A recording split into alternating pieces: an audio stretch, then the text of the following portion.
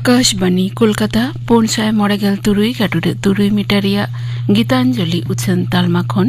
एहबेना सानतारी आखड़ा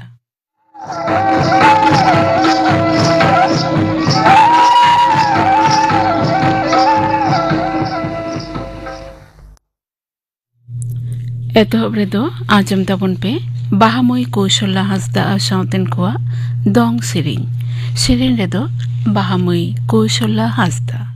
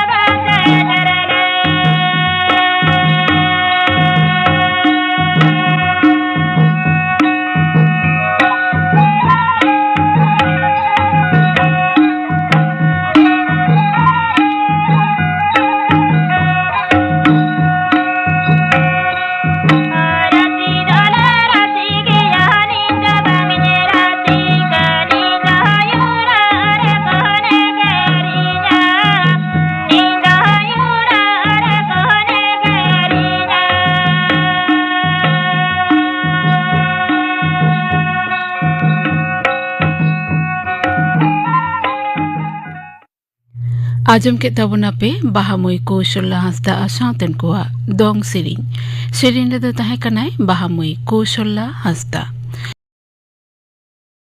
इसै भाषणा नीत सिंगर उनी दो नवा दिल्ली रे हेना दल रेना सदर दप्तर ते सेनाव आमेनते दला डगरे बाडाया काना बाचन कमिशन दो मानवा हित दिशगे कामियन आमेनते पनोत्रेन सिरे बाचन ऑफिसर मनोज कुमार अग्रवाले मेनाकाना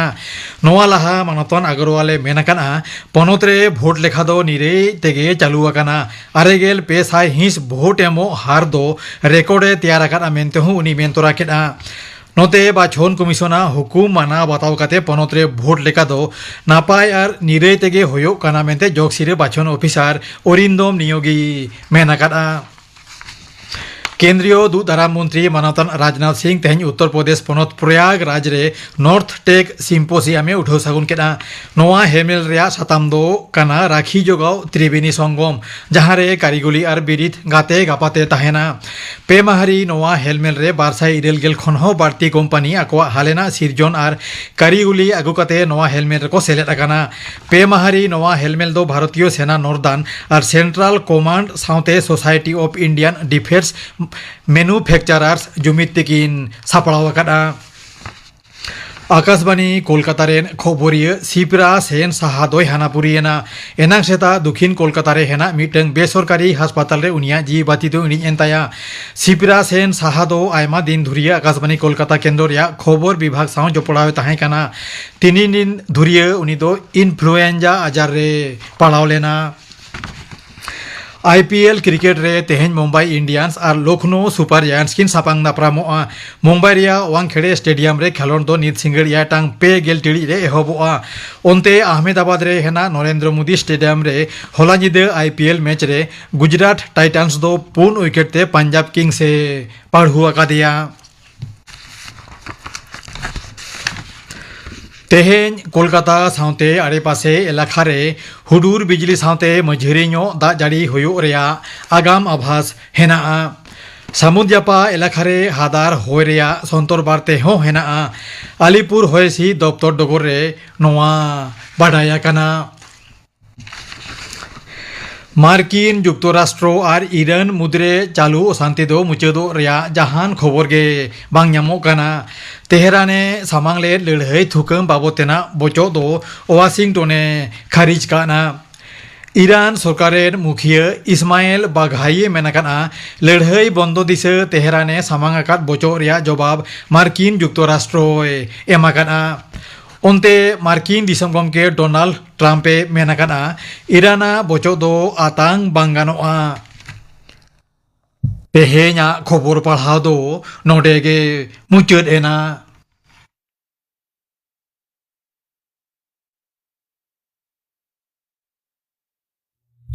आकड़ा दुचनक कना आकाशवाणी कोलकाता रे गीतांजलि उछन तालमा खन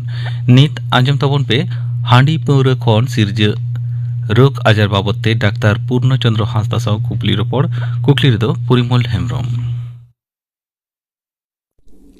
तेहेना सानताड़ी आखड़ा रे सेटर मेनाया डाक्तार पूर्णचंद्र हांसदा जोहार जोहार गे हां आज तेहेना एतब रे गलां लई लगे तेहेना जहां गालमाराव कना गालमाराव ना विषय दो कना हांडी पौर खन सिरज रोग आजार हां होना बाबते लंग गालमारावा आयमा को गेबोन बाडाया जे हर हांडी को नुया हांडी पौर को नुया अकय दो रस्क जलाते को नुया रस्क ते को नुया अकय दो काहिस जलाते को नुया नोकान अथम अजे मेना जहां अजे खातिर हर हांडी पौर को नुईदा को आदो कथा दो हुयुक कना विषय दो कना गालमाराव ना जे अथौड़ी हांडी पौर न्यू खन ओका लेकान रोग आजार को सिरजिया नो बाबतलन गालमारावा एतहब रे लई तबन में हांडी पौर न्यू लेखान हर को बुलो आतो हैं अदो ना हांडी पौर रे चेत मेना जहां खातिर हर को बुलोआ हांडी पौर रे दो माने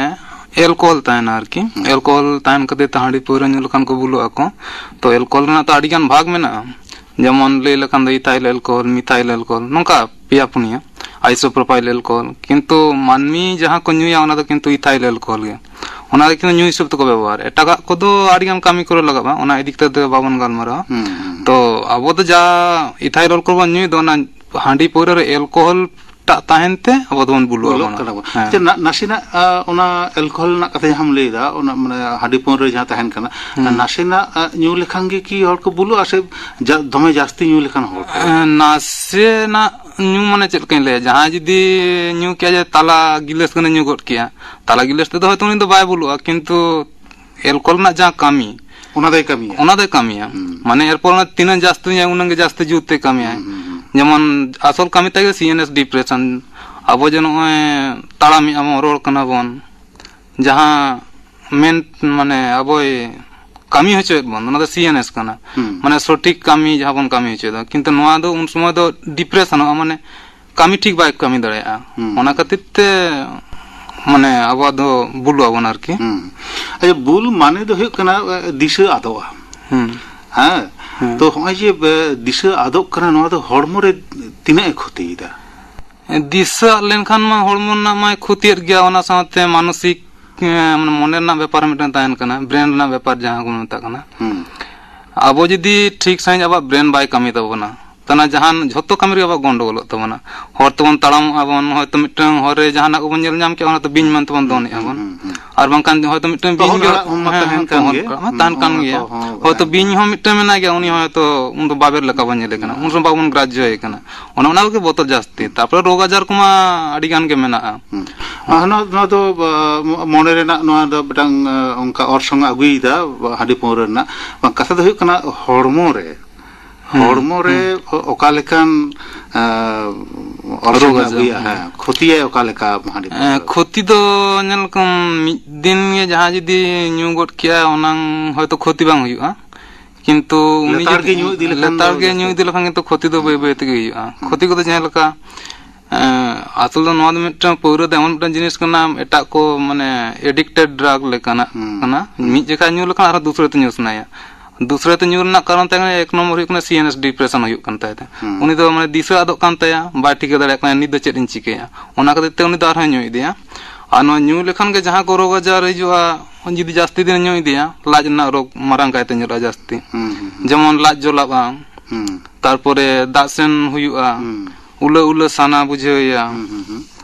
ᱱᱚᱜᱼᱚ ᱱᱚᱣᱟ ᱠᱚ ᱦᱚᱸ ᱱᱚᱝᱠᱟᱱᱟᱜ ᱠᱚ ᱦᱩᱭᱩᱜᱼᱟ ᱠᱚ ᱠᱟᱛᱷᱟ ᱫᱚ ᱦᱩᱭᱩᱜ ᱠᱟᱱᱟ ᱛᱟᱨᱯᱚᱨᱮ ᱞᱟᱹᱭ ᱟᱹᱞᱤᱧ ᱱᱚᱣᱟ ᱠᱚ ᱢᱟ ᱞᱟᱡ ᱨᱮᱱᱟᱜ ᱦᱩᱭᱱᱟ ᱚᱱᱠᱟᱜᱮ ᱡᱷᱚᱛᱚ ᱠᱷᱚᱱ ᱢᱟᱨᱟᱝ ᱚᱥᱩᱵᱤᱫᱷᱟ ᱡᱟᱦᱟᱸ ᱦᱩᱭᱩᱜ ᱛᱟᱵᱚᱱᱟ লিভার ᱡᱟᱦᱟᱸ ᱛᱟᱵᱚᱱ ᱡᱟᱦᱟᱸ ᱢᱟᱱᱮ ᱟᱵᱚᱣᱟᱜ ᱡᱚᱢ ᱞᱮᱠᱷᱟᱱ ᱵᱚᱱ ᱦᱟᱡᱟᱣ ᱛᱟᱵᱚᱱᱟ ᱡᱟᱦᱟᱸ দারায় তে ona কিন্তু আড়ি জুরে মানে ona চিন্তা এফেক্ট নিউরুয়া লিভার দা এমন মিটং অর্গান কানা আবো হরমো রে জাহাঁ দা দিন গে তৈয়ারᱚᱜ ᱠᱟᱱᱟ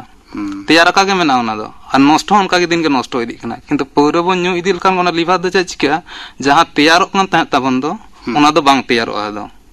কিন্তু নষ্ট দো নষ্ট কান গিয়া খান গে চিকা লিভার না জাহাঁ কামি তাই বাং তৈয়ারᱚᱜ কান মানে হুডিং ইদি কানা আরহᱚᱸ খান গে কামি বাই কামি দাঁড়ায়া খান গে লিভার ড্যামেজᱚᱜ ᱛᱟᱵᱚᱱᱟ ᱚᱱᱟ ᱥᱟᱶᱛᱮ জন্ডিস ᱦᱩᱭᱩᱜᱼᱟ ᱢᱟᱱᱮ ᱥᱟᱥᱟᱝ ᱜᱮ ᱫᱟᱜᱟᱵᱚᱱ ᱢᱮᱫᱦᱟ ᱠᱚ ᱥᱟᱥᱟᱝᱚᱜᱼᱟ ᱱᱚᱜᱼᱚ ᱱᱚᱣᱟ ᱠᱚ কিডনি রে অঙ্কটা জাহানাᱜ অর্সং পড়াᱜᱼᱟ কিডনি রে এফেক্ট কিছু কিছু তবে যত কোন জাস্তি তো লিভার রেগে কিডনি র কিংবা হার্ট রে আবো মানে কলজা জাহাঁ আবো কলজা পাম্প লেখান জাহাঁ মায়াম উডুকᱚᱜ ᱠᱟᱱᱟ গোটা হরমো পাসনাপ কানা ওনার তো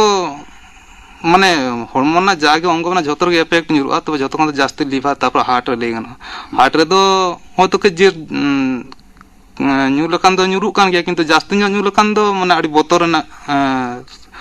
মানে কথা কানা আর কি যেমন জাস্তি আইমা হড় নকা বন ñel bada aka koa kami সময় তি জাঙ্গাল থার থার তাকোয়া আর নোয়া হকি ওনা অথৌড়ি হাঁডি পৌর নিউ খাতির দো হইও হ্যাঁ নোয়া দো মানে জাস্তি নিউ জাহাঁ গে যদি কন্টিনিউ নিউ ইদিয়া কিন্তু নোয়া দো হুইউआ উনিয়া তি জাঙ্গা থার থার তায়া তারপরে রোড কো মতলব পুস্টেশন বাই রোড দাঁড়া হ্যাঁ পুস্টেশন বাই রোড দাঁড়ায়া তারপরে আর জাহাঁ লে লাঙ্গা আই উডি জোর তারপরে আর চেক চিকা কানা হাঁডি পরে বন জুরখান কিন্তু আবার জম যেটুকু বন জম দো ওনাদে কিন্তু উনা দো বাং বন জম দাঁড়ায়া মানে রেঙ্গেজটা দো কম তাবনা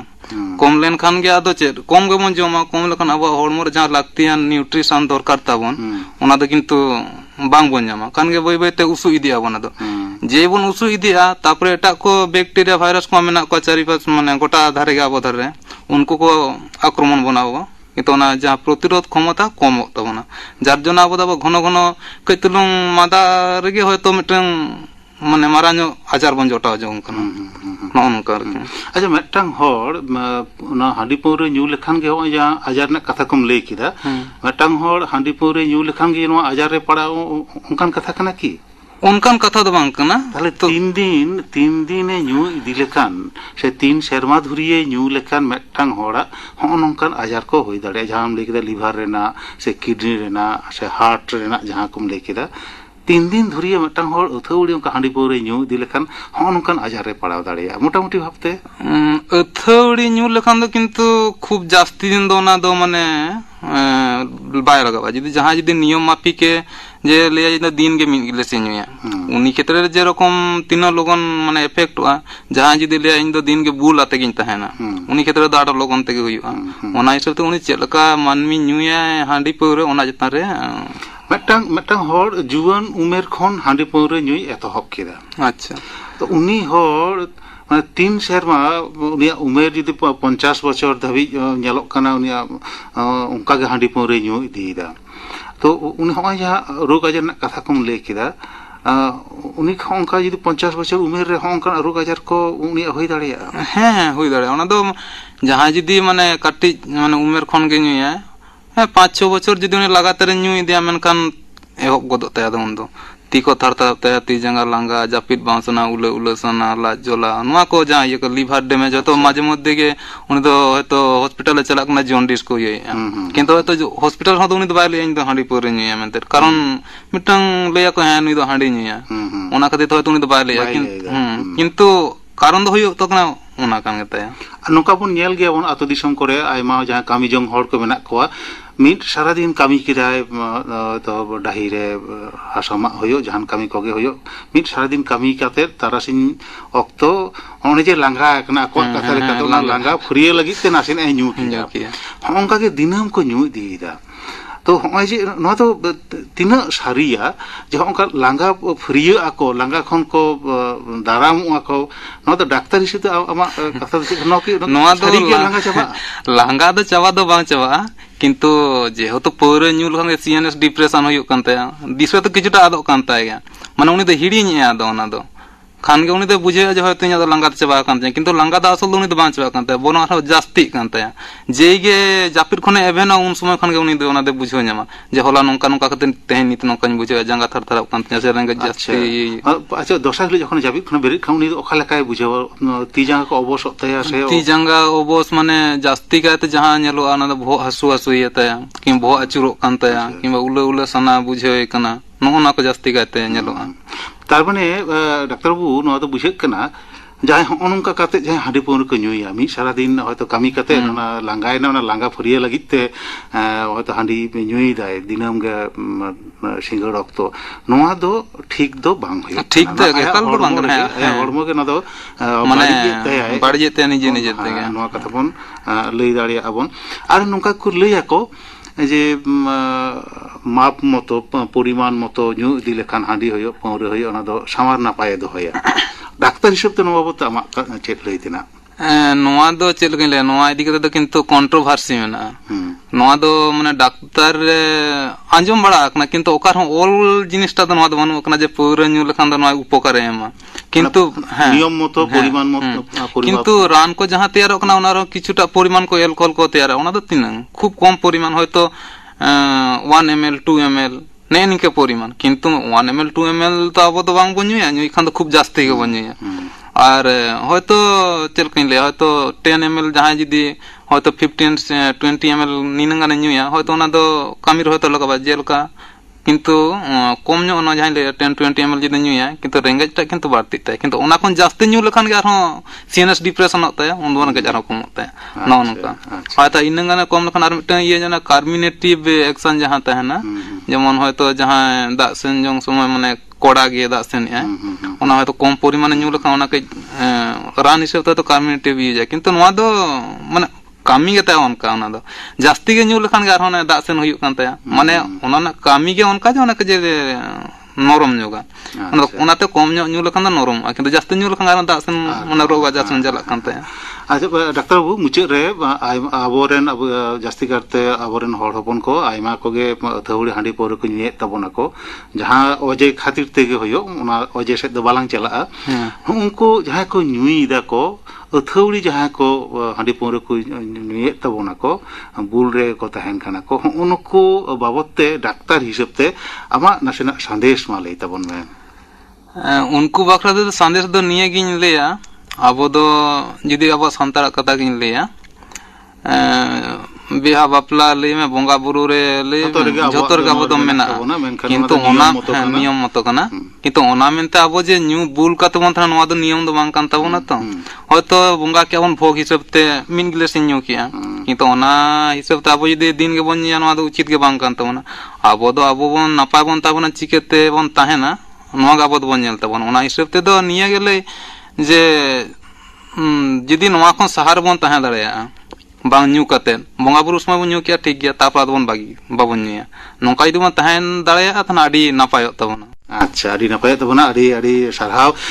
ᱰᱟক্তার ᱦᱟᱸᱥᱫᱟ ᱛᱮᱦᱮᱧ ᱥᱟᱱᱛᱟᱲ ᱟᱠᱷᱲᱟ ᱦᱮᱡ ᱠᱟᱛᱮ ᱦᱟᱺᱰᱤ ᱯᱟᱹᱣᱨᱟᱹ ᱟᱹᱛᱷᱟᱹᱣᱲᱤ ᱧᱩ ᱠᱷᱚᱱ ᱡᱟᱦᱟᱸ ᱨᱳᱜᱽ ᱟᱡᱟᱨ ᱠᱚ ᱦᱩᱭᱩᱜᱼᱟ ᱱᱚᱣᱟ ᱵᱟᱵᱚᱫ ᱛᱮᱢ ᱜᱟᱞᱢᱟᱨᱟᱣ ᱠᱮᱫ ᱛᱟᱵᱚᱱᱟ ᱛᱮᱦᱮᱧᱟᱜ ᱜᱟᱞᱢᱟᱨᱟᱣ ᱫᱚ ᱱᱚᱰᱮ ᱜᱮᱞᱟᱝ ᱢᱩᱪᱟᱹᱫᱟ ᱢᱟ ᱟᱞᱮ ᱯᱟᱦᱴᱟ ᱠᱷᱚᱱ ᱡᱚᱦᱟᱨ ᱴᱷᱤᱠ ᱜᱮᱭᱟ ᱡᱚᱦᱟᱨ ᱜᱮ